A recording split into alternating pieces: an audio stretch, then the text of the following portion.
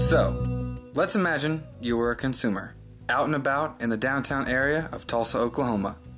You are in your mid-20s and you like involving yourself with unique products and experiences. It's 2:30 in the afternoon on a sunny Saturday, and you and a friend have just eaten lunch. You walk along the sidewalk and see an advertisement, but are not quite sure what it means.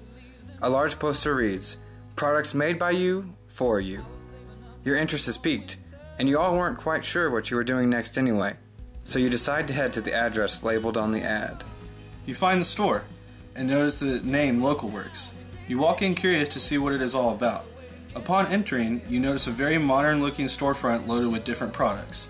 They are all separated into their own categories, and then you start picking up on something. All these products are made by people who live in the Tulsa area, the same area you currently live in. You think about the fact that you may have met one of these people before, and it spikes a curiosity in their product. Then, the browsing begins.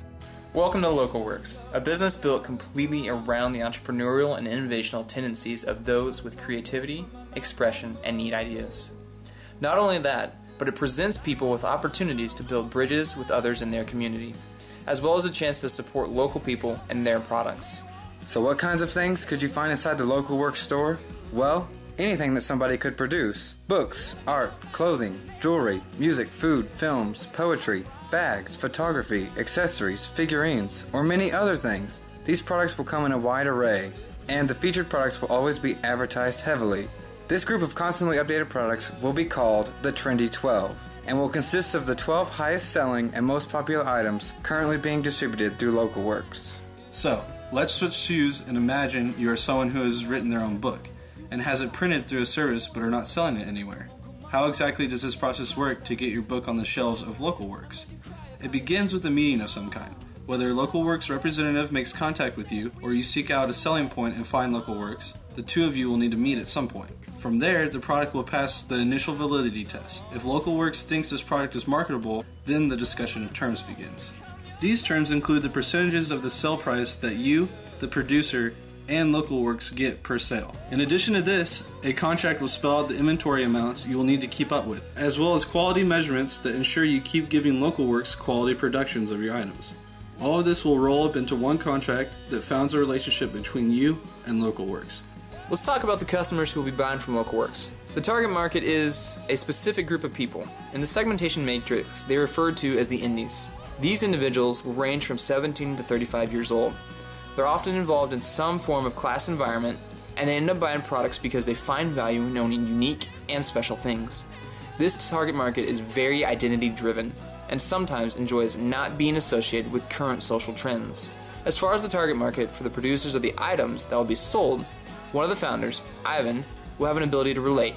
He has written and self-published his own book, so he knows what the process is like when trying to get noticed for personal works. With a business like this, the marketing plan is going to make or break the future of the venture. The product is not made by the firm, but instead made by people who are likely in the target market. So, making sure that these products stay at a certain quality level, alongside a constantly updating storefront, will help keep the products offered stay fresh, unique, and desirable. As far as the actual price goes, the products will only be sold at this one location, so a slight premium is expected.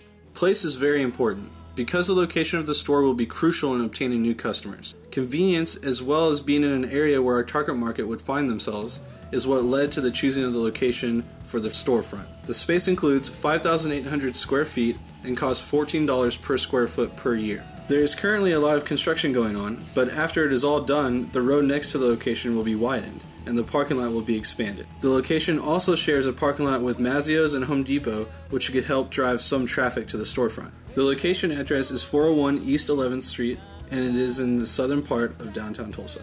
Promotion, arguably the most important P for Local Works, will have to be creatively planned and executed well. The promotional efforts for Local Works will tend to create more questions than answers. With advertisements that spell out statements like appreciation for the local, a connection for all, the marketing is not put out there to spell everything out. It is meant to intrigue and to bring customers to the store for the first time out of curiosity. TV and radio ads will be avoided so that more directed and specific print advertising can be done.